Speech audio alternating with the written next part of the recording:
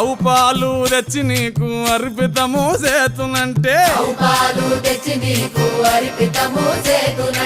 ఆవు పాలన లేక దూడల ఎంగిల్లంటున్నావు శంభో ఓహో గట్టిగా అది సాంబ శివ నీదు మహిమయన్నటికి తెలియదాయే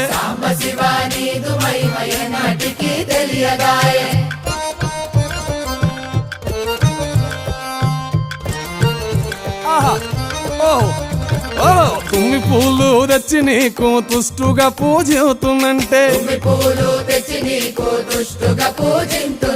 కొమ్మ కొమ్మన కోటి తుమ్మెదలెంగిలంటున్నావు శివ